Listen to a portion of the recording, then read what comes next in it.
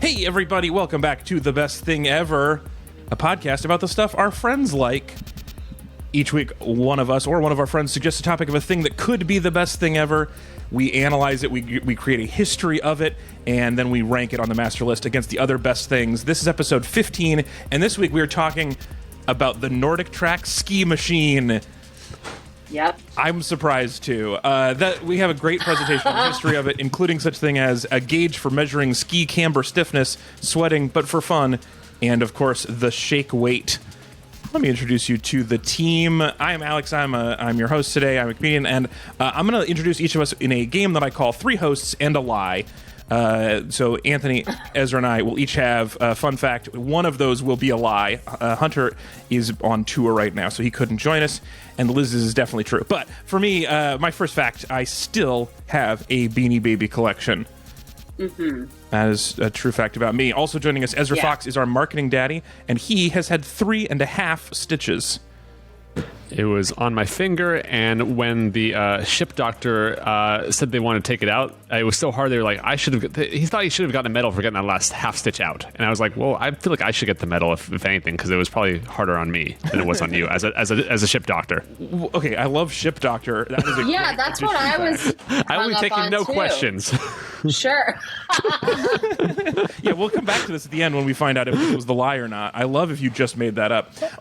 Anthony is our... Ship doctor is a fun, detail to throw in a lie. Yeah. And it's very, very believable. You if they wanted. Yes. Yeah. Assuming they're not already married to someone. Not on a ship, not according to marathon. Not a resets. And our angry socialist historian is Mr. Anthony Lopez. And Anthony, fun fact about him, has been hit by 2 cars. Yep, and I'm looking for the lucky number 3 every day. Trying to find it. I assume not at the same time. You weren't sandwiched. No, I was not DP'd by 2 cars. Okay, great. Well, I wish that hadn't happened. That love sounds that. like almost Talmudic in the hypotheticality, which I don't know if that's a noun, but just because I feel like in the Talmud, which is an interpretation of the Bible for Jews. I'm a Jew, and it's very legal, but there are hypothetical situations. And so the one that I think I remember and everybody remembers is it's about sex. And it's if there is a woman, I think she's sunbathing, and a man falls on top of her. No. And has sex. And I don't remember what all, I don't know if it's about abortion or if it's about, I honestly don't remember anything except the visual. But the visual of being sandwiched, God forbid, between 2 cars that presumably would already have a head-on collision and really head-on because of some head in between them sounds like something, of course, anachronistically, in the Talmud. Wait, was this really in the Talmud, or are you thinking of a P.T. Anderson film? No, that's... Is this a Magnolia intro thing? Well, the car thing wasn't, but the sex thing, yeah, it was. What? Okay, but what was? You don't remember the result? Does it not count? Is it they're both still virgins? It's cool. Yeah, maybe something like that. I really don't remember. I'm going to search for this, but in safe mode. Yeah, please use safe mode. Yeah. Yeah. In case there's an illustrated Talmud, you don't want to accidentally click on that. There should be. I love that story. That's definitely something that a teenager made up for why they didn't actually after they got caught, but they didn't really mean it. Yeah. That guest joining us today for making their debut on the show, Liz Glazer, is a comedian and a former, in case you couldn't tell, law professor. Which is not Talmud, though. Not how most comedians go about the path to get here. Although, there are a bunch of lawyers, but I have not yet met somebody who was full teaching and then did stand up. The classic is I was going to be a lawyer. I was 6 days from passing the bar, and I realized I hate this. I'm gonna go be a comic. And you were just late to that. Yeah. Yeah. Well, I think it's not for nothing that I don't say the tenure thing because I'm bragging. Only. But I think it connotes something, which is that I left something that was I was pretty deep in, I was pretty okay at, and also I had all the security anybody could want because it's like the most secure job. Yeah. Right. It's like that and Supreme Court justice, you know, and then left. And I left for love. I left because I did stand up. I loved it. And then had the opportunity to leave. Yeah, so that's the reason that I feel like generally lawyer is the most forward career that anyone has in comedy or anywhere. Like, you don't meet a lot of comedians who are like, well, I was a former veterinarian and then I became a comic. But lawyers floating around. Enough. And it could, sorry, go ahead. Can you, like, does, like, the borough or whatever expire? Like, if God forbid something happened and you had to, like, step up tomorrow and become a lawyer again. Could you just do that? We're going to come back to the scenario where that happened, but I do want the answer first. Yeah, can you, I think kind of, and I sort of don't 100% know. So I have retired status now. Generally, if you're a lawyer, you have to do what are called CLE credits, like continuing legal education. Sure. Better call Saul. I know what's up. Right. Okay. Got it. Got it. And so I never had to do that because of teaching, right? Because I did it when I was in practice, but then I started teaching when I was like 2 years into being a lawyer, if that. And so anyway, so I didn't have to do it because you don't have to if you're a professor. And then after, I was like, I'm not going to, like, you think I'm going to do CLE? Like, are you kidding? I think, by the way, that some of my stand-up has counted as CLE, which is hilarious. Any lawyers listening now, you get 1 credit for this show. I think that's true. Yeah. And it could be an ethics credit. Those are, I guess, hard to get. Ooh. Yeah. Well, we're going to have some really morally dubious things happen on the show, so it'll definitely count as an ethics credit. Probably. Right. So many other things I want to say about you. One thing, LizGlazer.com, if you want to find out more at Liz Dear Glazer. Liz Glazer. Dear Liz Glazer. Dear Liz Glazer? Oh man, what happens if you go straight? Well, we don't want to know what happens if you go to. I'm so sorry. Yeah, it was that's right. my porn site. Oh, it's just straight up. I got a 404. It's not. Okay, great. Sorry. DearLizGlazer.com, at Liz Glazer on Instagram, and your new album, A Very Particular Experience, as mentioned in the New York Times, is available now wherever you stream comedy albums. Thank you. Yeah, it's very true. Thank you. It's an exciting moment, for sure. But wait, I didn't mean to dip on, because were we doing Anthony's fact? We do. We finished Anthony's fact. We'll come back to which is true at the end, and then your fun fact that you added, which is got overshadowed by your illustrious career, was that your second memory is crying at a ballet recital, and I love this. Do you remember your first? Like, what's your first memory? Obviously, sure do. Yeah.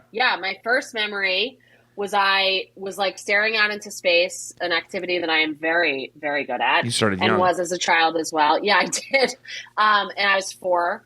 And I was like looking at the sunset, and it's not like we lived anywhere particularly pretty. We lived in Fort Lee, New Jersey. I was looking out at the parking lot of the motel that was next to the highway that was next to the apartment building where we lived. Amazing. And we lived on the 2nd floor. So like not even a good view. So anyway, so I'm like, wow, isn't my life beautiful, or whatever I might have been thinking about. But actually my mother then comes up to me. She's like, Elizabeth, and she does use my full name. She's like, Elizabeth, what are you thinking about? And I was like, Mommy, one day today will be a long time ago. And she was like, excuse me, I have to go call my sister to brag about this. But that was my first memory. And you know what's fun and beautiful about that is that building now is often on my route into New York City. I live in New Jersey. And I'm like driving into the city doing spots. And it's just such a lovely, I love opportunities to be grateful. Like, I know it's like everybody now, it's like gratitude's like very in or whatever. And I'm into it and I believe in it, except the one instance, I don't know if you think about this, but like the one instance that I think it's annoying is bless you, thank you. Oh. Like so you sneeze. somebody says bless you, and then I've got to say thank you. Right. First of all, I probably got 6 other sneezes in me, especially with this allergy That you're season. very that's sick. a lot of sneezes. Yeah, it's not healthy. Second of all, Those are bad. You that's should the feel bad. moment that I have to be thankful. Like, it's a lot. It's a lot to ask of a sneezed person. So you just kept my soul in. Why do I need to thank you? Right? You're fucking lucky my soul didn't come out and devour you. But I feel like such a bad person because I'm like, I'm looking for opportunities to be grateful. Meanwhile, bless you. They're literally taking. I said the least bless they you could yesterday.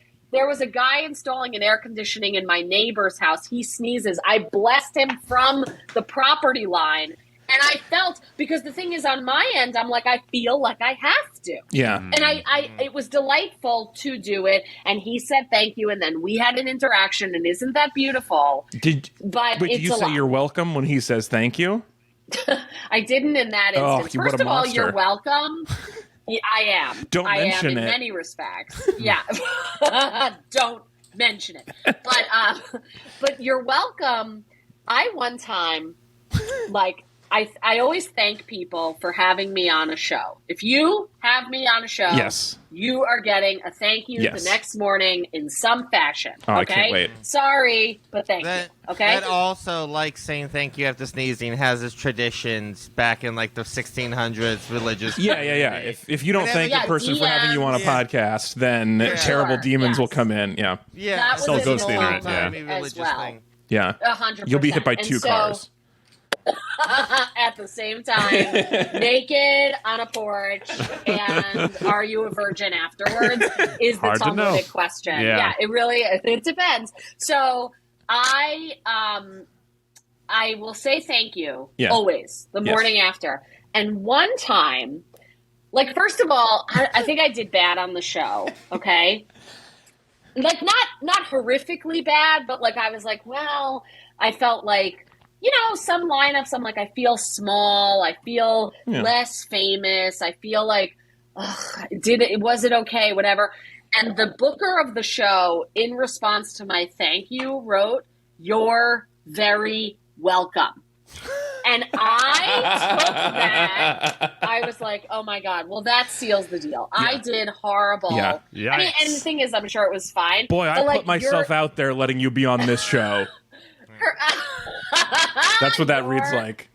Very welcome. And I think he meant it as like I really don't think he meant it in any way at all, to be honest. I think he was like not thinking about it to the extent that we don't think about bless you, and maybe even the extent to which people don't think about thank you in response to bless you, or you're welcome in response to thank you in response to bless you.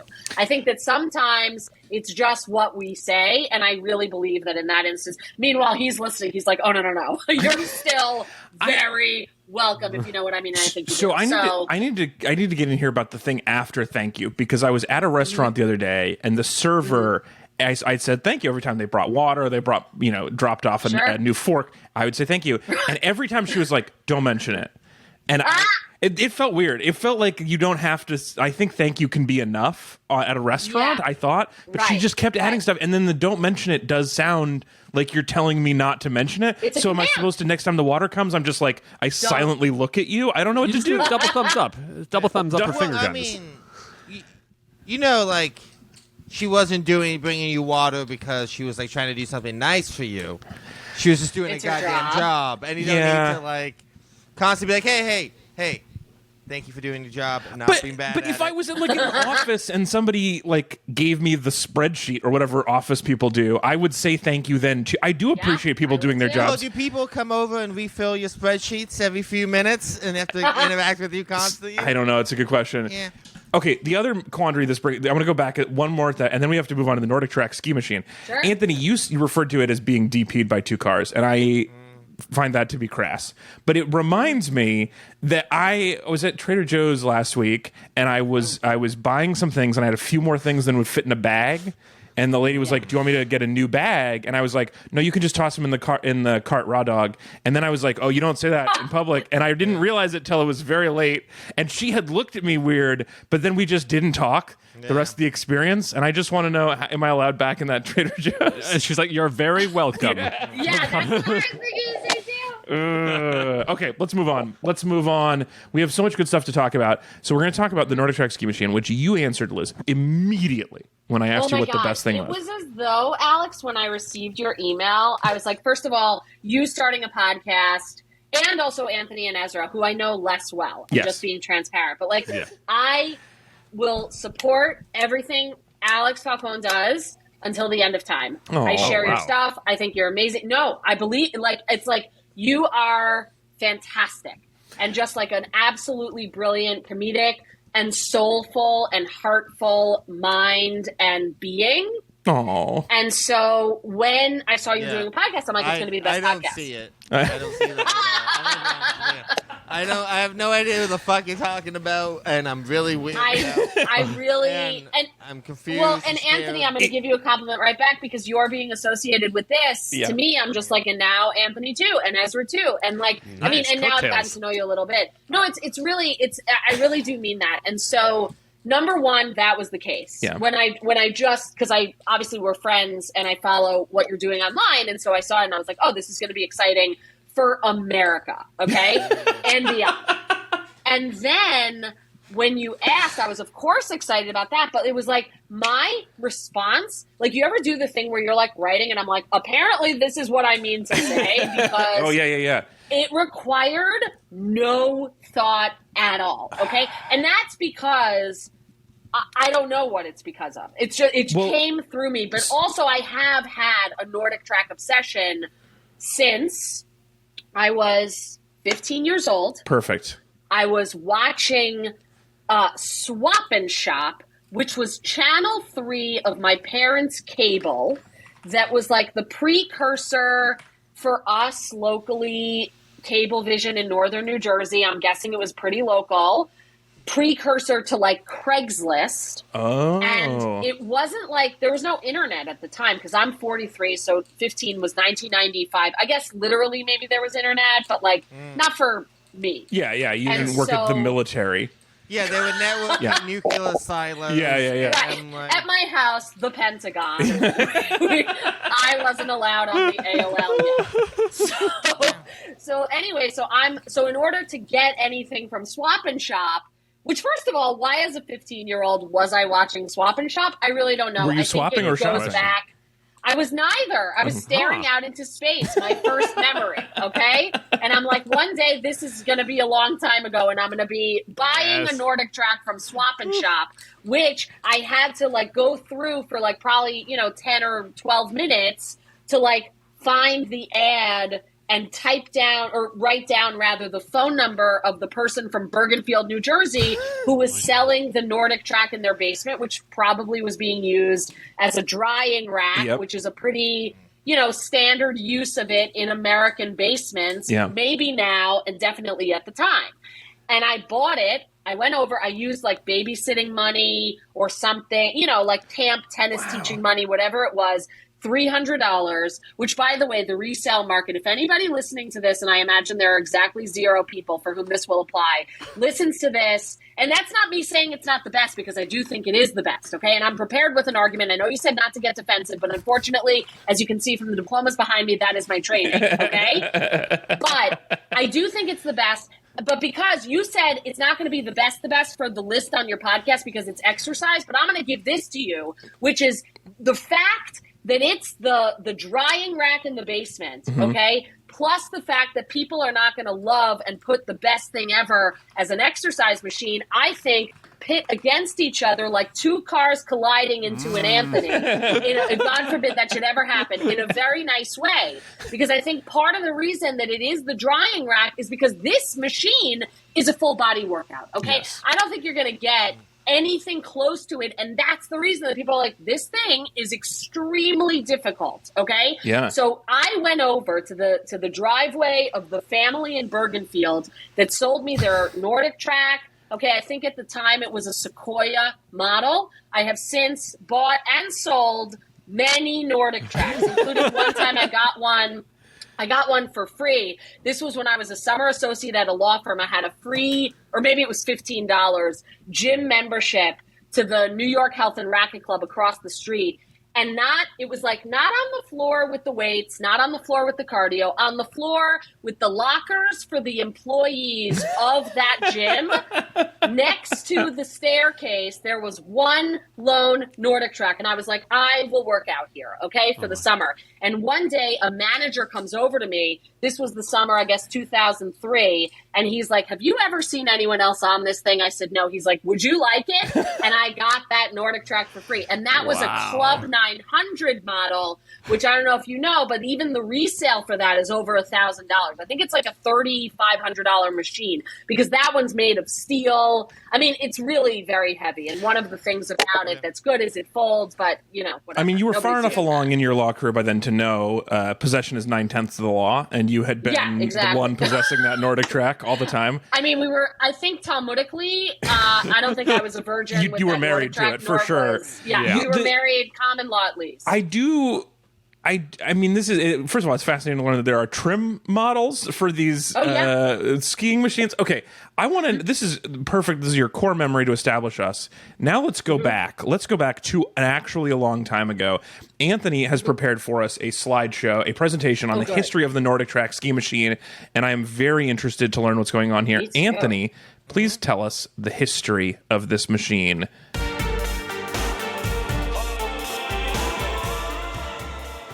So, I did some research into the history of the NordicTrack ski machine this week. It is funny.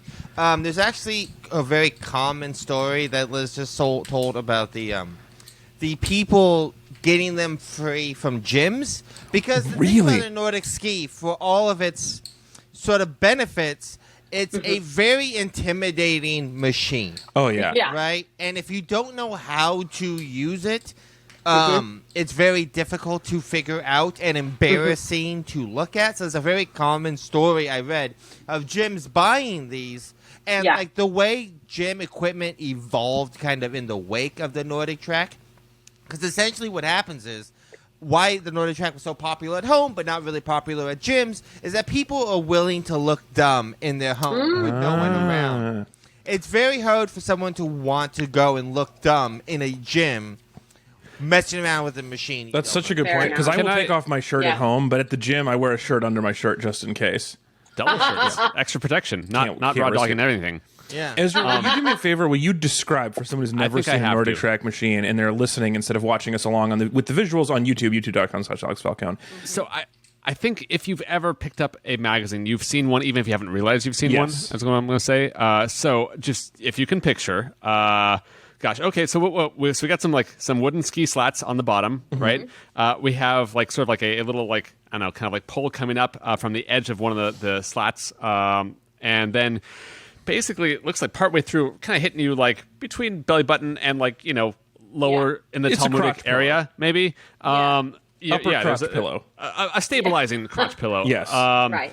And then from there, basically, you just have kind of a little jutting away, kind of an extra pole that has kind of a little pulley system, and you're going some fun, like a jump rope, going back and forth, from side to side. And everyone on this looks very happy, and there's often as well a kind of a full body muscular thing.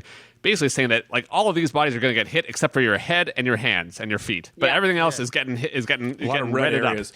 Yeah. The hand movement looks, if you were at home, not at a gym, and you had gotten out of the shower and you're fully naked and you're holding a towel and you're just drying your butt but in a fun cartoony way. Right. It's like the arm Donald Duck kind of thing. The way Donald Duck would dry his duck butt. The Nordic ski looks like if you went to a VR escape room place. Yeah. And they wanted you to think you were skiing in VR. Yeah. They would put on a helmet and then make you stand on one of these. You know what this machine made me think about a lot this week? I can ask you guys a question. Have any of you ever used duct tape on a duct? No. No, I've never used duct tape on a duct. I've never had to fix a duct, lucky for me. No. But no, he's like, I use duct tape all the time. I have a long history of duct tape. I've made a lot of things with duct tape. Yeah. Everyone has. Yeah. Duct tape's amazing. I have never once used a duct tape for what it was actually meant. Sure. It was invented to be used on ducks. Yeah. And I've used it on everything but a duck. I think what I've heard, this is one of those internet facts, so I have not verified it, but my understanding is it's actually not very good on ducts. What? I think it's actually like poor at it's not heat resistant or whatever enough. Okay. And you use different tape on ducts, I think. But Wait, how is it on ducks though? If you're like attaching multiple ducks together, I mean, like, I have to quacking explain kind. to you that you don't tape ducks, Ezra. Why is this?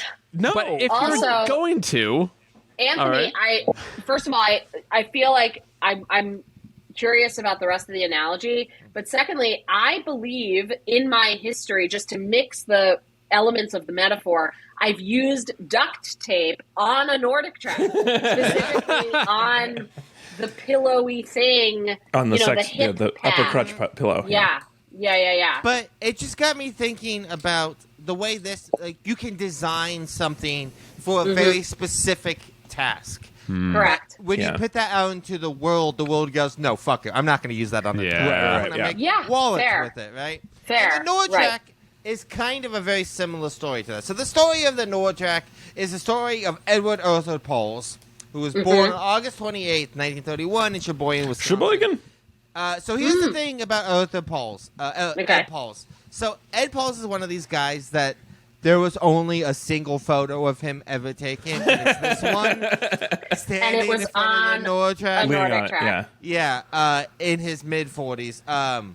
This is the only photo of this guy I could ever find. Yeah, every photo is a version of. It's like cropped differently, or it's black and white, but it's almost always the same one. This one photo. Yes, it's always this one photo. So Ed Pauls was an engineer and an inventor, and he loved ski. Okay. He loved skiing so much. He met his wife at a ski club. He holds several patents related to skiing. Wow. He worked for a company called Rosemount, and he invented the Rosemount heel binding, which I guess means something.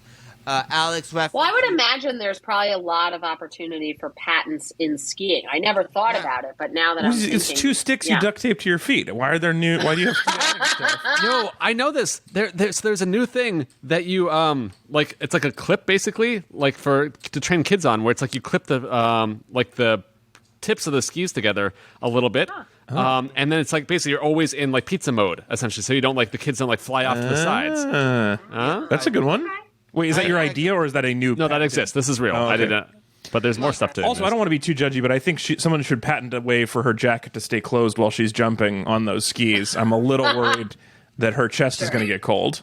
The only thing I know about skiing is that it's some weird rich white people shit. It That's is. all I really know. I don't know anything else about skiing besides that. Well, cross-country skiing is different because instead of it being fun, it's you just do the hard part. Yeah. I think. Like skiing, you go shoo-wee. That seems like fun. I've done cross country once, having done NordicTrack for many years. I don't think it doesn't not help. It's not the same, but I feel like I got the hang of it because I was like, oh, I see the way in which it's analogous, and I guess had some muscle memory. But it's very relaxing. That's the thing. Which the NordicTrack I would not say is when you're on it. The NordicTrack is very difficult. Well, the thing about Ed Paul, like I said, is he fucking loved skiing. Yeah, he was loved all about skiing.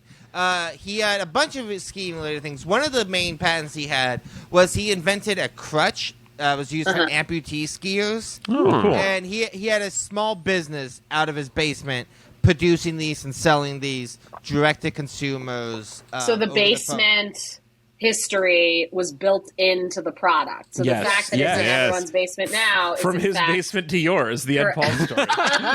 Leave it there, never see it again. So he was in Minnesota, Chaska, Minnesota in 1975, and he's training for this cross-country race. And I found a bunch of different versions of the story. My favorite one is that he had this Swedish coworker he really wanted to beat, right? I love it. But the thing is, when you're in Minnesota in the 70s, in the winter, it's very, very icy. It gets dark really early, especially if you don't get home very late. It was very hard to train for a cross-country skiing, right? Competition. Yeah. It was really, really hard.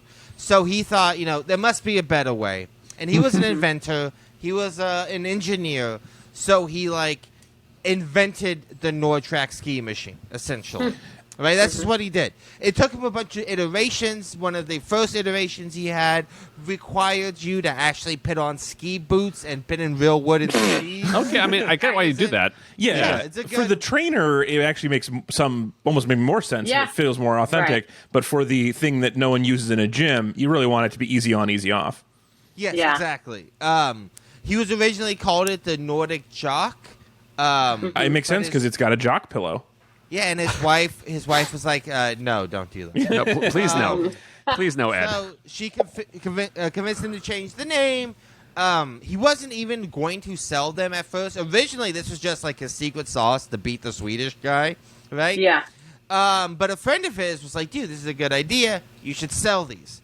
So what he did was he sent a bunch out to the U.S. Olympic ski team for promotion and feedback. He took out some ads in like the Smithsonian Magazine and some other places like that. Yeah. And sales were pretty slow until Bill Koch, who's a famous Olympic skier, came out and said how much he loved it, said the machine helped him win a silver medal at the Olympics. Wow. Oh, imagine if became a you'd gotten huge a thing. gold. Yeah, exactly. Yeah. Do you want to be second place in the Olympics? You need this machine. I mean, it's still pretty good. I was fifth before, so I mean, in all the Olympics. Right. So this is definitely an improvement. Yeah, so basically what happened was, for years they assembled these in Minnesota by hand. They originally were assembling them one at a time. They eventually moved to like a factory line kind of situation. But they still produced them all in-house in America. And they sold all of them direct to consumers over the phone, right? So it was a real like mom and pop company. His wife would answer the calls, put in the orders. He oversaw seeing them. Adorable. By 1986, they had sold over 500,000. That was the same year he sold the company for $22 million. He stuck on for a few years afterwards. There was a kind of few cool things that the NordicTrack kind of pioneered. One of them was that it would like come with a VHS tape. Yeah. Right. Instruct you how to use it because again, I remember the that. Too hard. NordicTrack is very difficult to figure out how you're gonna work it, right? So the videotape thing was very, very popular. It really helped them like take off and sell.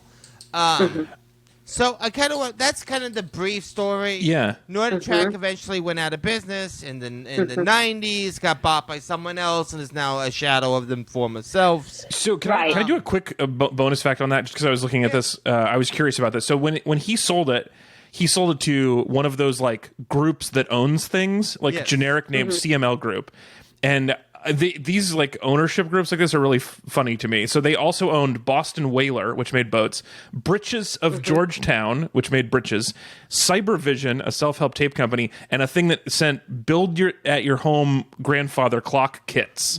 Why did they not have an MCU style team up for like the adventures of these Where you're products? skiing on a boat in your britches for your own self-help reasons while building a grandfather clock. Exactly, it writes itself. It does. It just writes itself right there. I love those. There's like because there's a bunch of weird companies like that where they own so many different. Where like the company that makes bowling lanes also makes nuclear reactors. Like I think Brunswick does. Really? Like, there's just a bunch of really weird companies where like No. we did this and then the government called and then we bought this company and then we built these. No, and, I get it. It's like it's creep, basically, right? It Where does it's like, feel like you know, mission I creep. think I actually have an addiction, but all my addictive things, like of just getting companies, and that still is working out for me pretty well. So I have to keep on doing it, right? I'm Right. Like, government's enabling me. It's also fascinating to make this like simulator for cross country skiing because I was trying to think like we have simulators for a lot of sports, right? We have bikes, we have treadmills, we have rowing machines, we have like if you're into like stair climbing for some reason, we have indoor skydiving. Like I was trying to think of sports. Actually, the guy who made the stair climber was the Swedish coworker. Oh, he was so mad. yeah. He was like, kidding. my real I'm kidding. training is upstairs. Right.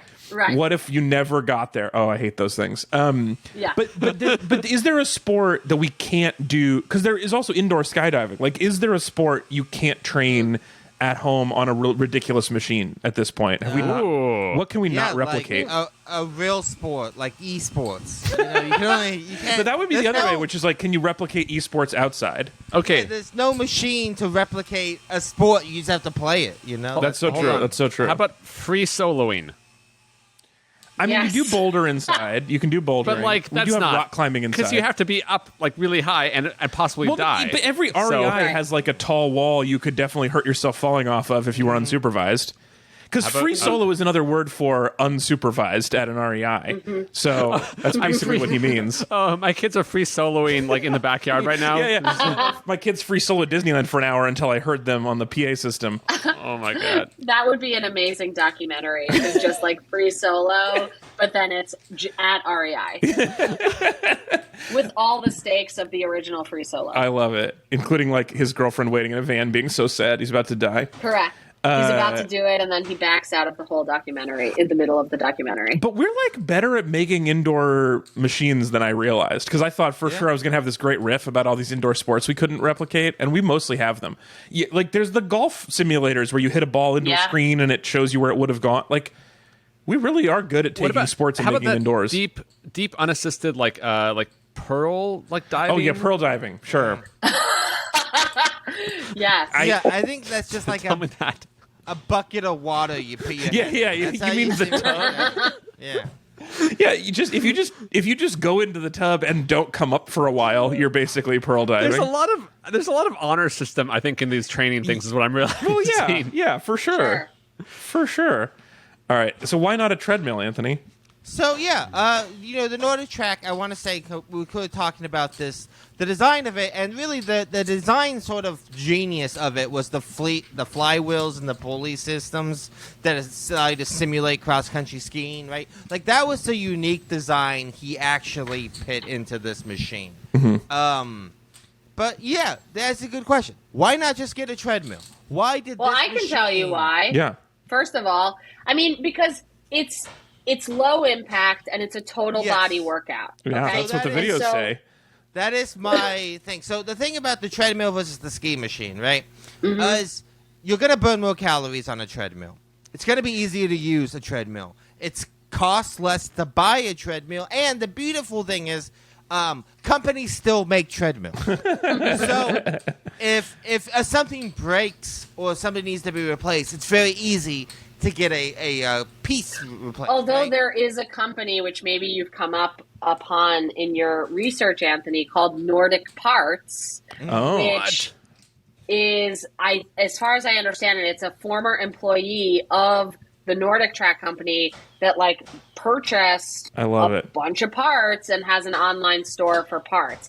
But in terms of calories, I believe you if you're like running on a treadmill, right?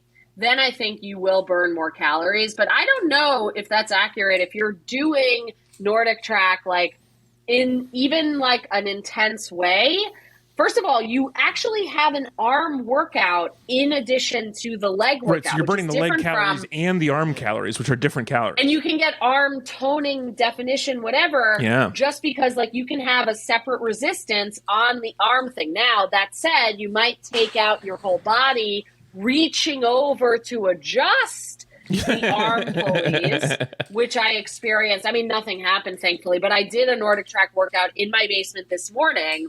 And so, I was noticing like the things about it that are just awkward. It does look like there's a lot of places to catch your fingers too in the flywheels. Yeah, I think actually I have a little bit of a scar from this morning. I mean, nothing really, but like it was just like I have one of the things I bought from Nordic Parts is it's a stand to put like my phone, and I was watching something on my phone while I was, skiing this morning, and I caught like my thumb in the lucite of the book stand on one of my backs and forths of my arms. Yeah. I have to ask Liz, what is the best thing to watch while Nordic tracking? Well, I mean, I watch things that are homework for me. And so you're double billing. Yeah. For me, it's, I mean, not that it's like, I enjoy watching stand-up, but like most of the time I'm watching stand-up, I'm watching it in some way for homework. And so I was doing, I like the don't tell sets are like 10 to 12 minutes. And so I like to do, one or two of those for a workout. That's usually what I'll do. Interesting. What do you watch when you work out? You run outside. Yeah, I run outside, but I actually love treadmills though. Fundamentally, I do love treadmills. They're a very happy place for me, which is I think one of the only former torture devices I can say that about. Yeah. So pretty good. No, I mean, like, there's imagining someone who's like, I love a waterboard. I mean, that it feels good. It's probably just a nice relaxing rack just for a the spa afternoon. day. That sounds When nice. it's me time. You ever just like spend a day in an Iron Maiden? Yeah, exactly. No, Catch up on some podcasts. A guillotine is fun. Yeah. But I do want to hit on those sort of like the two packs we kind of talked about of positives of like the low impact, even though it is a full body workout for the machine. The fact that your feet don't stay, your feet stay on the board. Yeah, right? They do. They never come up, so the impact is relatively low on your feet and your knees and your stuff like that. I like that. It's a very unique thing that treadmills certainly don't have. Why I don't like treadmills is because my knees aren't super great, so the impact of running on them over and over again isn't great for me. My knees are also bad, but it's part of a match set where everything else is also bad. Yeah, it doesn't stand out. I have a couple NordicTracks I can sell to both of you. Oh my god! If this whole Liz, you agreeing to come on the podcast, it's just you trying to unload some inventory. This is Channel 3 Swap and Shop. Does anybody want to buy a used NordicTrack? I do. I think I do have. I have one set up, but I'm pretty sure I have another one in my garage because sometimes like the deals are just too good, and people are like, "Oh, I'm selling this for free." During COVID, they had a bit of a spike. You know, because everybody was looking for indoor exercise equipment. But anyway, I didn't mean to interrupt, Ezra. You're running.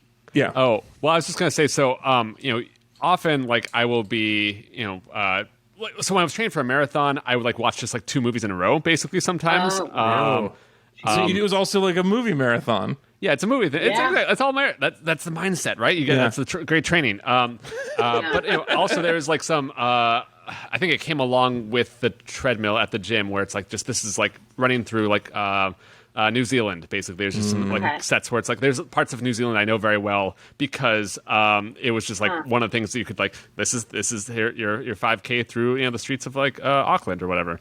Wow. Yeah, it was. That's it was a boat feels festival just day. slightly dystopian to me. Like no, you're running on this treadmill, but we let you feel like you're outside. Ezra loves when he can see the outside while he's running. He does, though. So they're like YouTube videos? These are built. I mean, you can definitely do those if you're curious. Like, it's like someone has like a GoPro right there. Then it's like running through whatever. You could probably find one, I bet, for like cross country skiing if you wanted to like have that like full. Like, or you could get one of those like where there's like 6 hours of a train driving through the mountains of Switzerland. Yeah, and you just like in the but you'd be like, I'm running through this train track. Yeah, you could do that so fast. Oh my god, you guys! I'm running so fast right now. Yeah, you could just Formula One helmet cameras the whole time. I'm skiing at 250 miles an hour on a closed loop in the city. I'm making great speed. Yeah. Right. Right. So but I like it because I'm like a medium exerciser. I'm not like great at exercising, and so I'm likely to have a much better workout if I'm on a NordicTrack than I am on a treadmill, because on a treadmill I'm going to be like maybe running and then just walking, which is fine. There's nothing wrong with walking, but I definitely think it's better calorically and fitness-wise if you're already going to be walking to also be walking with resistance, and you can hike up. I mean, you do have to get off of the NordicTrack, take the pins out of the metal that attaches to the wood to then hoist up the whole machine so that there's an incline, but you could do it. Can I tell you one quick fact about walking? So people talk all the time about getting your 10,000 steps in a day. Sure. And I just learned yesterday that number is based on nothing. Yeah. Well, the company that invented the pedometer was like, people will not do this unless we give them a goal. What's a good round number? 10,000. And then everyone for 30 years, 40 years now has been saying 10,000 steps. And it was just the marketing division at this pedometer company being like, I need something. And then we're all like, well, that's obviously the number, right? We all have to get to the number they made up. You know, I've heard this fact before. I've heard that fact before. And I do think it's one of those, I mean, there are worse lies out there that companies do all the time. Sure. It's I one of just those, assumed like, there was one study of zebras or whatever where they're like, this is the perfect number. They didn't even bother. No, Well, I but mean- the fact that they got a lot of people to take 10,000 steps every day for years, like it's one of those like lies. It's like the grown-up version of Santa Claus, right? Like all it's really doing is making the world slightly a better place. Yeah, that's probably I true. mean, know I if it's think not would true. have gotten more steps, incidentally, Santa Claus. Well, a lot of, I mean, there's a lot of reindeer movement. exactly. I do love the idea. right, reindeer. No, Yeah. here's the thing though: the alternate, like the parallel universe though, where someone was like, you know what, it should be 100,000, and just everyone is just like just a marathoner basically, without like, well, I gotta do my marathon today. Turns out, Yeah. Man, because 10,000 is kind of already a lot. So yeah, if they had just made up 20,000, too many. We'd never do it. I think that's a good segue to get sort of the next segment of my. Yep. Sure. Please, So, I'm excited about this. In doing research for this, the Nordic ski machine was definitely a big fad through the 80s, right? In the mid 90s, right? And it's kind of got me looking into the history of the home workout and sort of like the way society has evolved over this. Now, I'm going to specifically talk about home workout in sort of Western cultures because it's not really fair.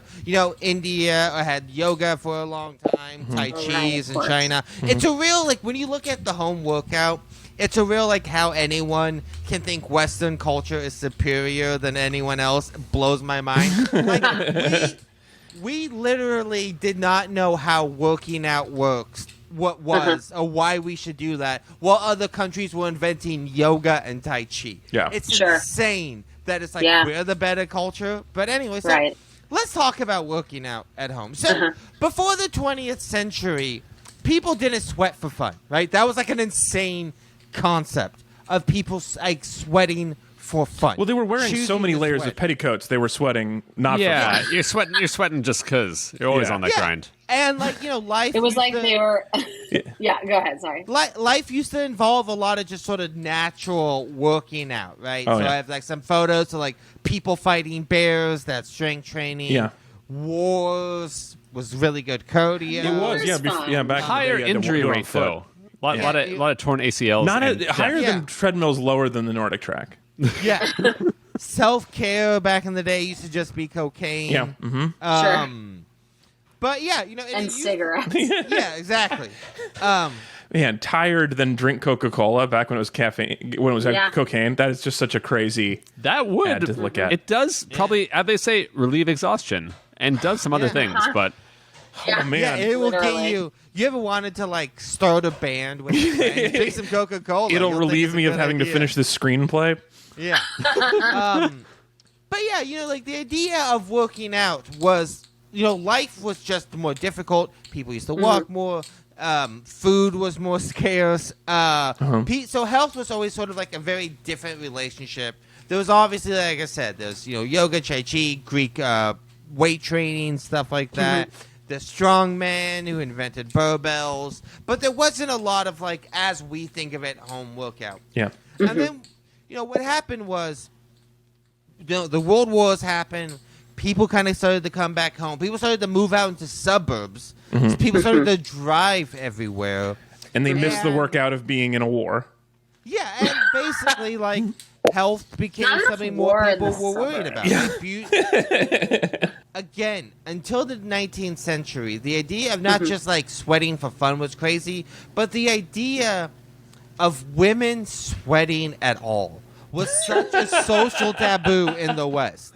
Okay? Yeah. I cannot stress this enough. Yeah. The idea, if you saw, like, a sweaty woman in 1901... Get away. People Yeah. were like, "That's fucked up." I Yeah. don't like that. Yeah. I just saw that. Right? Sure. I always thought it was like aspirated through breathing like a dog, like you just and that's how you, instead of sweating. Well, you know. it's why women's noses were always wet, right? That's the one place they were allowed to sweat. it's okay. They're It's healthy. near the nose. That's Yeah, how it's exactly. supposed to be. I can't tell if so- this is the right side of this riff.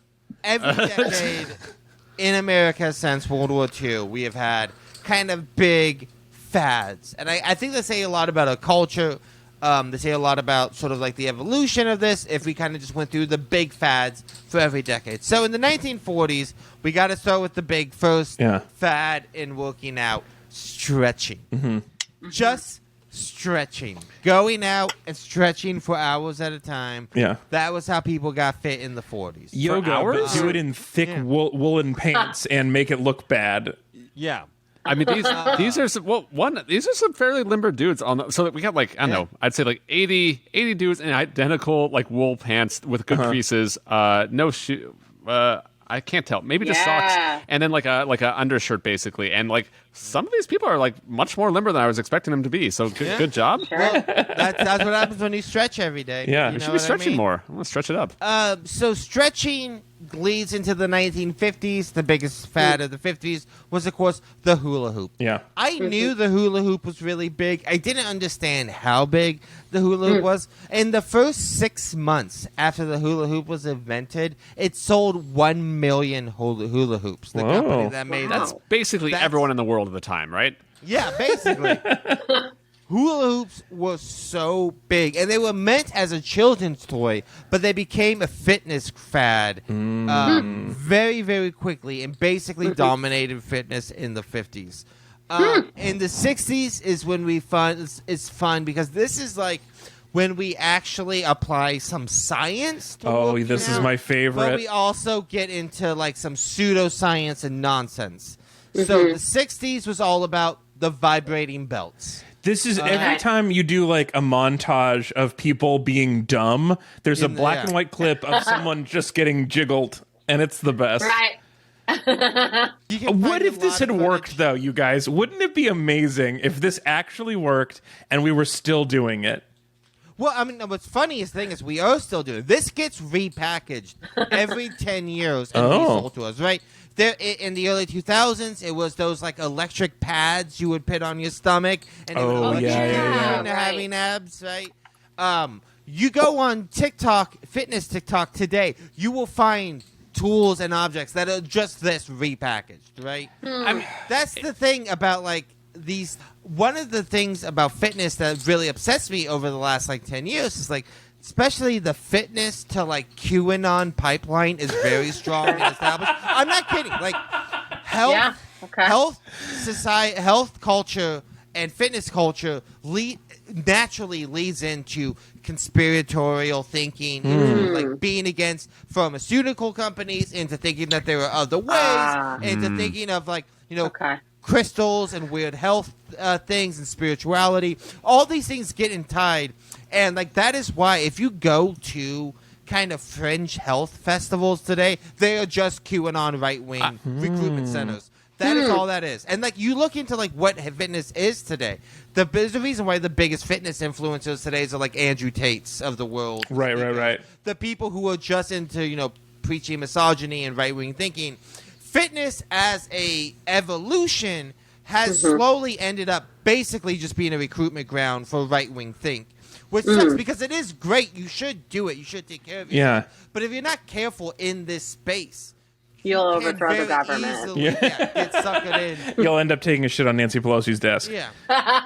In the 70s, we get into the exercise records and jazzercise. Okay, so I've never actually seen jazzercise. Is it jazz? Are they like working out and someone's going like skibby bop? Is it like that, or is it? Because they all look like they're in that tape, and I'm assuming it was more like 70s pop. Right. Yeah, this is a little more upbeat. I think. Look. One of the songs is "Wake Me Up Before You Go" on it. Okay, so, and like a Virgin. So it's not like CD 101.9 smooth jazz. Yeah. If this was Miles Davis kind of blue, it would be a really tough workout. Yeah. And then the 1980s leads into what I have here would be the only other thing I would want to do as a subject. Jane Fonda's workout tapes. Of the 1980s. I don't know how much you guys know about the Jane Fonda workout tapes, but these things fucking own. This is incredible based products. If you don't know, Jane Fonda around this time was still married to really interesting left-wing guys, one of the Chicago 7. But the Jane Fonda workout tapes were made to raise money for leftist causes. This is how she financed her husband's important work. And so never mind. Okay. And like pushed like ideas of like sort of like women's liberation and stuff like that. Plus working out. The Jane Fonda workout tape these as a cultural artifact get made fun of a lot. But if you look into the history of this product, the sort of the effect it had on our culture, it's fascinating. Interesting. Okay, so was this Tom Hayden then? Tom Hayden, yes. She was married to Tom Hayden at the time. There's a really great HBO documentary about her. That's Jane Fonda's life in 4 acts, I believe. It's phenomenal. She's a really great person. I'm obsessed with Jane Fonda. Friend of the show. Yeah, friend of the show, Jane Fonda. Into the 90s, we get Tybo and the Thigh Master. Thigh Master by Susan Summer, less of a based product than the Jane Fonda workout tapes, but definitely were a big thing. But more overtly sexual. Yes. So then going into the 2000s, we got Zumbas and Bosu balls. Yeah. These were very, very big. Into the 2010s, we got the Shake Weight. Yeah, finally. One of the most iconic, silly products ever made. Well, it's basically it's carrying on the tradition of NordicTrack saying, what if you look silly grabbing things, but it wasn't attached to anything else? Yeah. Do you guys know this offhand? Is there any merit to the shake weight, or is it purely because it looked like a dick that they were able to sell 1 billion of these? I do believe that, like, you know. All right, I'm gonna find some debunking. Like just using a shake weight. Okay, so my quick Google, does it actually work? In short, no, and it's dangerous. Great. Oh wow. It's inferior compared. Yeah, it's the fidget spinners of muscles. I like it. Right. Yeah. Into the modern day, we have Peloton. I was also going to put a bunch of things about like misogyny and workout culture and anti-gay, all this other stuff. Topic that I don't quite know how to feel about it.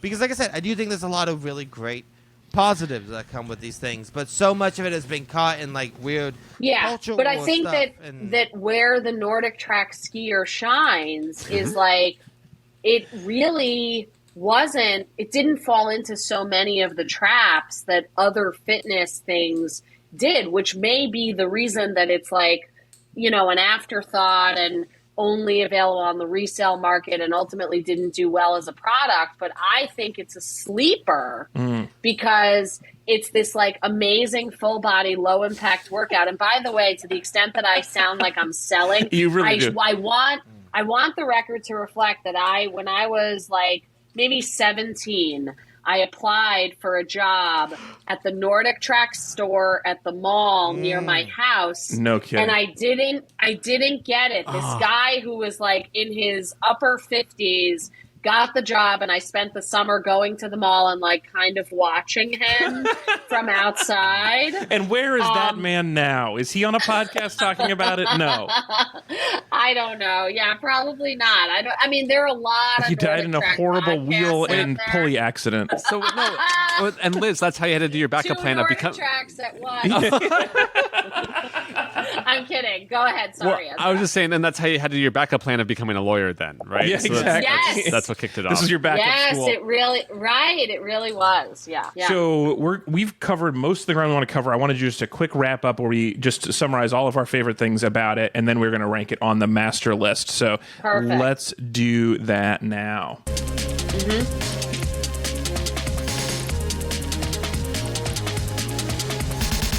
All right, so we've covered a lot of the things we like. There's a few things that I want to just make sure we get on this list before we go on. One thing about this is this was a huge infomercial product, and a part of me kind of loves infomercials. So do you guys have any other favorite infomercial products that you think about? Tony Little.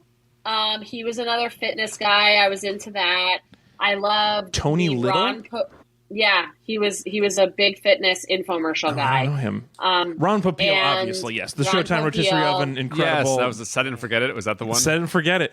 Really My ShamWow. Yeah, Oh, those are good. Those are my grandfather did one of the early infomercials for a magic trick that he was selling. He was selling magic cards, and he was friends with Ron Popeil's uncle or whatever. He was like one of the early pioneers in infomercials. So I feel like I'm not just a sucker for loving them. It's like a family tradition to love them. But Sure. man, that rotisserie oven, boy, they put the window right there. You can watch the whole George thing Foreman turn. grill also. I like that. Yeah. Oh, yeah. the Foreman grill. Yeah. First of all, I loved an infomercial because I enjoy hearing about and talking about a product. And give me 30 minutes to do it. Okay, I don't want to be limited to 30 seconds. I hate the 30-second ads. Yeah, I want to see you use it. On? Right. My favorite part of all infomercials is the part where they're failing to use the thing before it. Where they're like, we're going to teach you the slap chop before, but like, you know how hard it is to cut stuff with a knife, and they're like holding the middle of the blade and just slapping it on a tomato, and like, it's so confusing. That's how I really got That's how you got It's the thing about infomercials is so good is that knowing the tropes of it and knowing how ridiculous it is does not diminish the enjoyment of the process of watching it at all. 100%. In fact, may enhance it. Absolutely. I also, so you mentioned that this is it was a fad. It did sell a ton of units back in the day. It was a huge company for a while, and then it eventually faded. And those same units are still being resold. Well, but so I love that. I did not know about this, but this the product that's like the diehard community that is still supporting the company doesn't support the product anymore, but there's a fan group that supports its own product. I love this. Me. I have not yet met another single person who is as into them as I am. What do you call what's your group called? Like, are you like Nordic Trackers or Nordic Track heads or?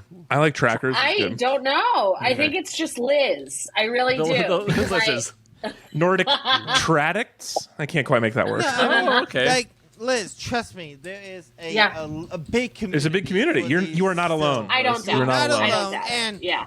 a big part of why the company that one, NordicTrack's kind of going out of fashion and things becoming easier to use certainly made them look even more tough. But a big part of the reason why the company kind of went out of business was they did that thing when one, capitalism leads to, constant need for growth, which is impossible for things like this. But their biggest problem was they diversified too much. They started making all types of different machines. Like, they started making treadmills and stationary bikes and all this stuff. And that's what killed the company. If they had just focused on the NordicTrack, right, and just made that better and better, they might still be around today. And I have some notes for how it could be better, but they're never going to employ them because it's you would want to have, and the club version has this to an extent where it's you should be able to make it go up and down for incline more automatically than getting off the machine. Yeah. But the club version has that. And the same thing for the arm thing, pulleys, and increasing resistance there. That one, the club version does not allow you to change it. So this is the name NordicTrack is now owned by iFit, which is which is a big competitor to Peloton. And what happened was Peloton, the inventor of Peloton, came to iFit and asked, can I license your technology for having a screen and attaching it to the machine? And they said no. And then he went home and used it anyway, and they sued and won. But then they also sued everybody else and lost, and it used to be owned by Mitt Romney. But anyway, the company had to change their name because they were such douchebags with their old name, which is hilarious. But anyway, the point is they were one of their they were one of the first companies to do, this is a TV, this is a machine, and we could automatically adjust the workout to match the thing you're watching, which is one of the very cool things about the Peloton that people like so much. So they were there, they were so close to it, and then ended up kind of bobbling it. But that, it does seem like you could keep adding those little things to it, and it might keep getting better if people loved it enough. But But it's just a really great workout. It's just a really great workout. And I'm going to put that on here. That is it. I mean, I'm saying to you, because it's you will sweat so much doing this workout, and you're oh, I did an arm workout, and I didn't even mean to. Basically, not that it's easy, but it's literally right there. So you're triple billing because you're doing your legs and your arms and watching stand up. Yes, I love that. You got to get as many bills in at a time. That's the key. Listen, you can take the law out of the girl. Yeah, but, You're each of your arms is billing for $300 an hour. Correct. Yeah. I like the look of it. When I compared to other workout machines, because it's trying to be Nordic, it's got this nice wood to it, and the fibers, as opposed to the Peloton that is just so shiny and metallic and intense looking. It's got just a nice warm wood feel. It's very pretty. Very pretty, and it's real wood. I know that there's like there in Nordic parts you can buy the wood shine. Because that was also part of it when you would get the original models to shine the wood. Just every day clean, like it's a piece of cleaning furniture. your NordicTrack. I love it. As you got a few things on here, what did you want to add?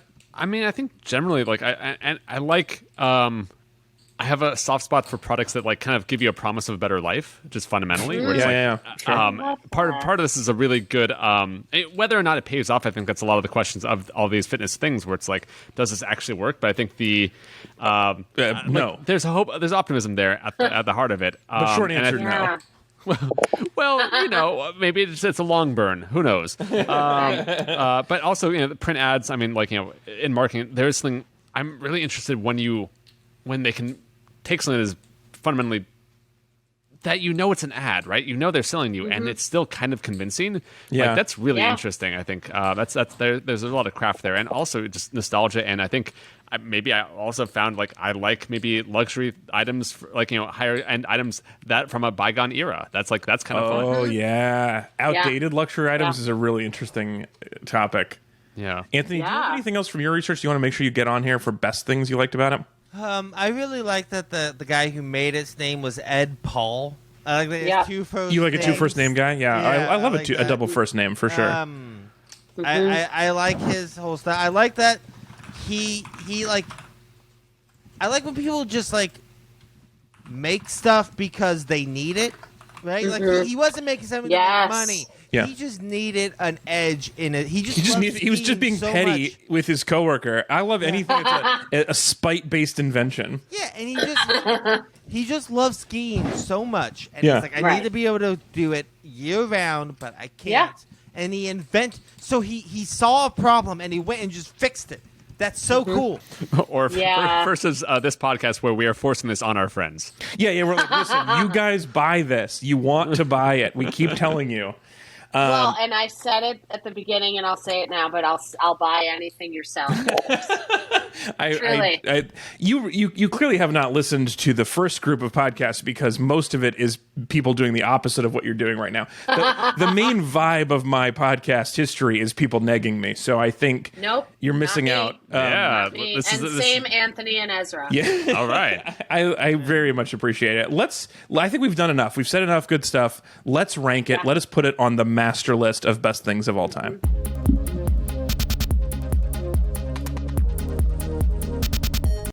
All right, Ezra, will you please read for me the 13 best things ever in order?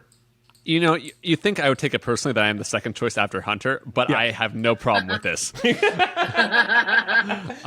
does a better job, but I like you second best. Okay, that's still fine. That's not going to hurt me later at night. Okay, from bottom to top. Okay, 13 is Waffle House. 12 is playing Halo with the boys. 11 is cat videos. 10, powerlifting. 9, stand-up comedy. 8, fresh bread. 7, the sun. 6, trees. 5, romance novels. 4, pro wrestling. 3, My Neighbor Totoro. 2, new edition, firefighters. And 1, still undefeated, although renamed, is hot drinks. So, Liz, what is there's a lot going on in this list that is not immediately transparent. It's pretty logical. Politics. There was some politics in where things ended up. There was also some shenanigans where if you bump something up to 1, it could get bumped around to 13. Anyway, there's some weird stuff going on. What is the thing on here that stands out to you the most? What's the weirdest ranked item on this? Well, the fact that the sun is like somewhere in the middle, I mean, is wild to me. But I'm guessing there was a pretty intense conversation about it. Well, I mean, this one's really easy to explain. It has to be below trees because the best way to get the sun onto your body is in dappled light. You want slightly filtered light. Right. A tree filters out the sun, so the tree is what improves the sun. The tree is better than the sun. I don't get what's so complicated about it. Pro wrestling is clearly better than the sun. My mistake, Anthony. I don't understand why people always have problems with this. Well, I mean, hot drinks, like how hot? Are we talking like McDonald's lawsuit level? Hot Great legal question. Good, legal question. Yeah, it's very true. So that's why it used to be called warm beverages, but that sounded not hot enough, so we changed it to hot drinks, and now it sounds too hot. Okay. Maybe it's appropriately temperature, the perfect temperature. Would that be better? Should it just be coffee and tea? You got a constant rebrand. How many chances do you have to keep this at the top, Alex? I also enjoy the new edition, and then there was something that came out after that. But then I was like, the band? Yeah. Because if so, no, they've then not been reviewed yet. Right. But Firefighters just came in out last week and got added to the second place. Got it. So, Liz, where is your gut as a big fan of NordicTrack ski machines? I mean, I'm going to sandwich it. Like, give me number 3. You want That's 3? what I think. Between Firefighters and My Neighbor 3. Totoro. Yeah, I do. Okay. Yes. Okay. Why is it not as good as Firefighters to you? I mean, you need firefighters. We do need okay? I'm not saying, you need firefighters at the very least to put in the car seat in the car before you have a baby. Oh, okay? yeah. Because that's like one of the many great things they do. I went to AAA for that, so I actually don't need him for that. Really? Oh. Yes. AAA will check your business on that one because they also. Good. That's good to know. Yeah. But they won't make you pancakes. Right.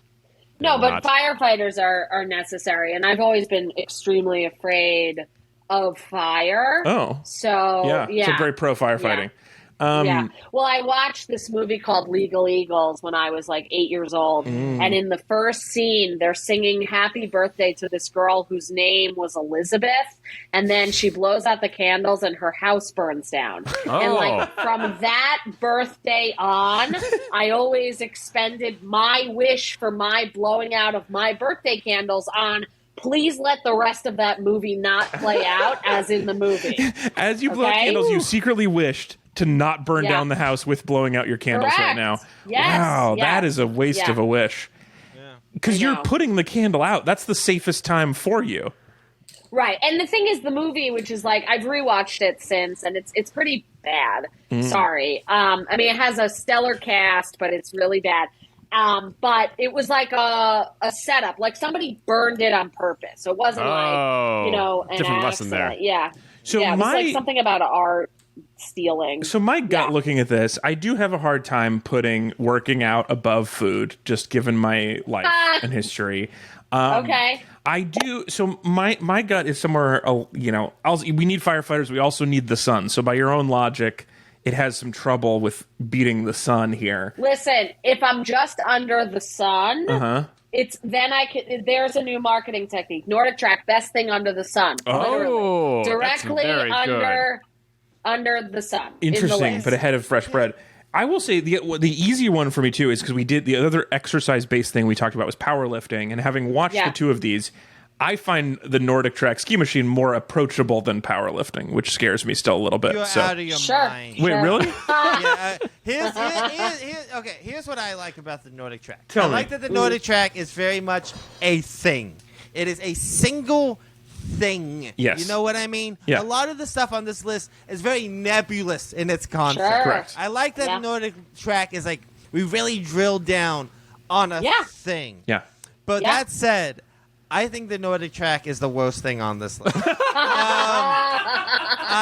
I would literally take every single thing Anthony, on this list. I'm going to send you a NordicTrack. Okay? Yeah. Try it. Wait, Liz, do that, but then keep on sending him NordicTracks until he changes his mind. Anthony, you're about to get swapped and shopped. Yeah, I've been there before. Yeah. I just personally, I think powerlifting, I think is more interesting for me to research. There's a lot more there, a lot more interesting history there. Okay. It was a more fun story. We got to talk about Mark Henry. But powerlifting was people have always wanted to lift heavy things. Here are the rules we established for lifting heavy stuff. The NordicTrack was one human's ingenuity at trying to best his coworker. The machineness of this machine is very appealing to me. Yeah, I'd rather go to a Waffle House. Okay. I don't know what to tell you, bro. You can't compare to Waffle House. Waffle House was number one, and then it got bumped. I'd rather play Halo with the boys than ever get on another track. Okay, I'd rather watch cat videos. I'd rather do powerlifting. I just personally... You could watch cat videos while doing the NordicTrack. Would you rather be on the sun? You might as well be walking on the sun. That's what I say. There, it's a good. You get 10,000 steps. It's a good exercise. I have a pitch. I have a pitch for this. Yeah. So I think we're I think like look, we got top, we got bottom. That's kind of like cancels itself out.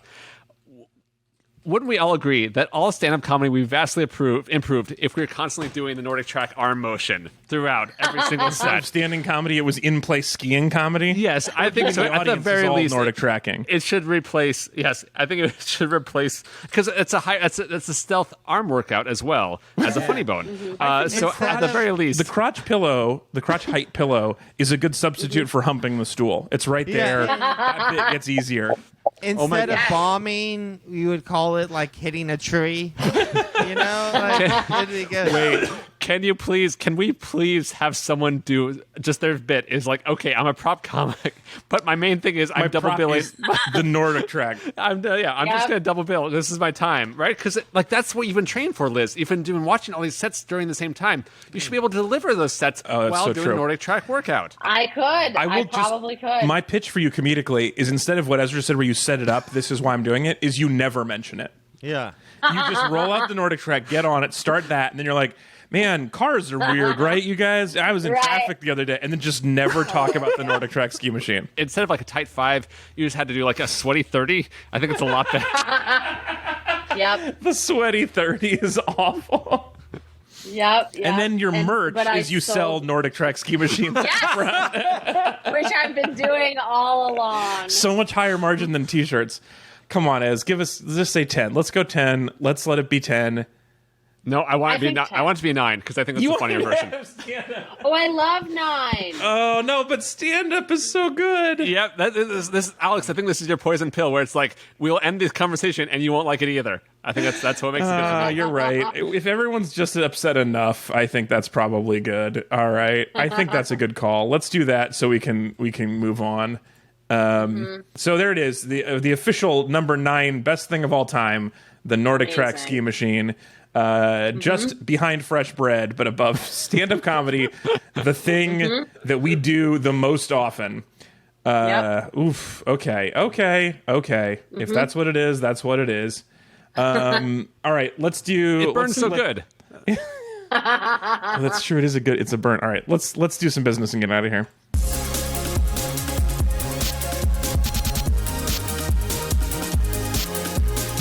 I feel weird about this, but I just wanted to read one comment from YouTube, youtube.com/AlexFalcone today. I don't usually read compliments, but I just wanted to point out, since last week we talked about how some people thought the episode about the sun was not very good. At Flyaway Wren said, just wanted to let you know, as someone with a master's degree in astronomy, your episode about the sun was better than I expected. So a very modest compliment. Yeah, I want you to know, as a smart person, I thought you were going to be really dumb. Yeah. But you were as dumb I'll take that. Yeah. Low expectations, happy surprises. That's my life. Honestly, this week, there's been a lot of compliments towards Alex, and it's freaking me out. I know. Isn't that weird? No one's more upset about this than me. Yeah, I don't like it. I cannot take it. But I'm glad it was not as bad as you expected. That's what I go for.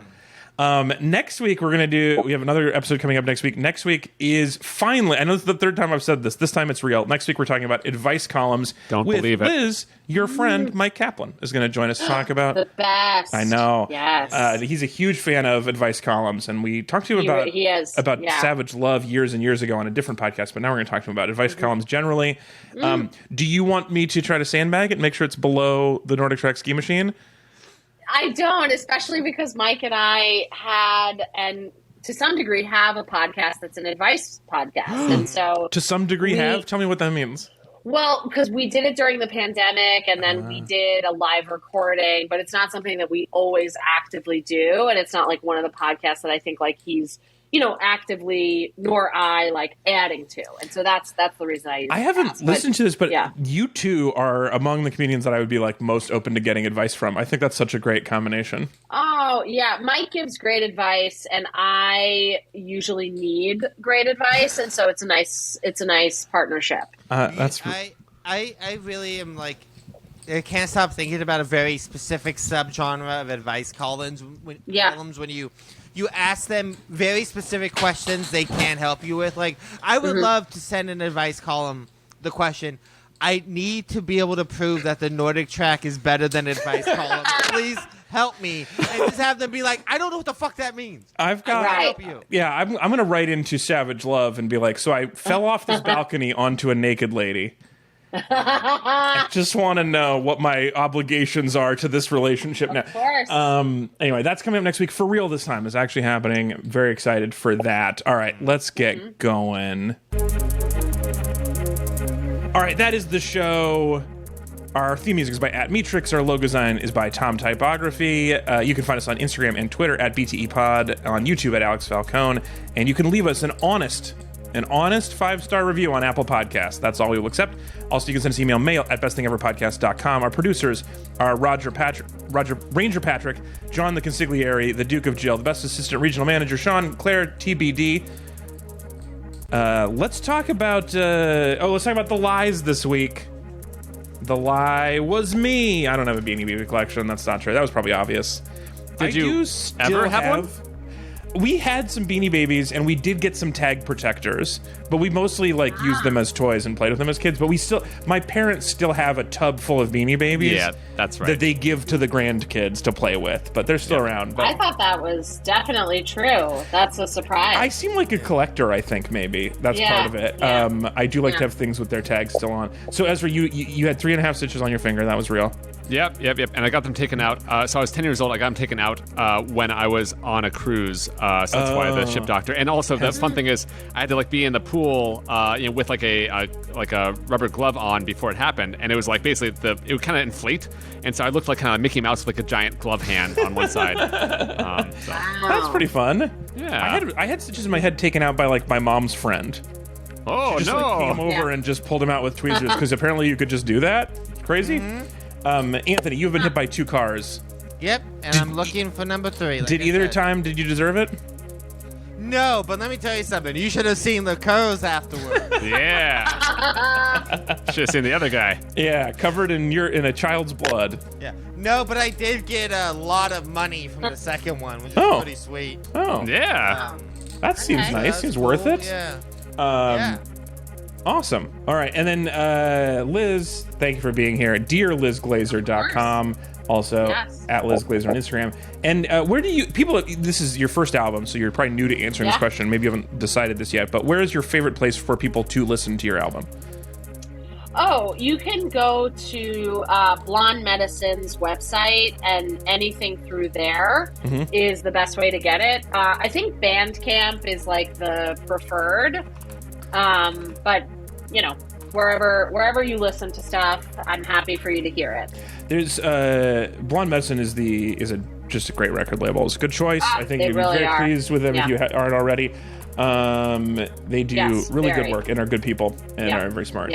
I've said this about other people's records. If you want to go just find it on Spotify and click play and turn your speakers off and leave, that's fine. Just keep it rolling. Those pennies add up. Thank you. And congratulations on the New York Times. Thanks. Because people put out a lot of CDs and no one ever hears about it. This is really helpful. Congratulations. Yeah, it is. Thanks. Thank you, Alex. Then thanks for joining us. It was really lovely to talk to you, and especially not on purpose that I get to have you and Mike back to back. That's so cool. Anthony, thanks for all of your work today. Excellent job in the presentation. And Ezra, thanks for joining us as well. Yeah, I wanted to plug my friend has a new book, Simone Stolzoff. So he wrote The Good Enough Job, and I got interviewed for this, talking about bad work experiences, and so it's really cool. This is sort of maybe a best thing ever is not having a job that you put all of your hopes and dreams on. Maybe it can just be a part of your life. So check it out. Oh, that's right. I know you've said before you're an expert on being laid off. So I'm real good at it, y'all. So you're very ready for this conversation. Absolutely. Yeah. Awesome. All right. Well, we'll talk to everybody next week. Thanks for listening to The Best Thing Ever. Thank you. Thanks, all. Goodbye.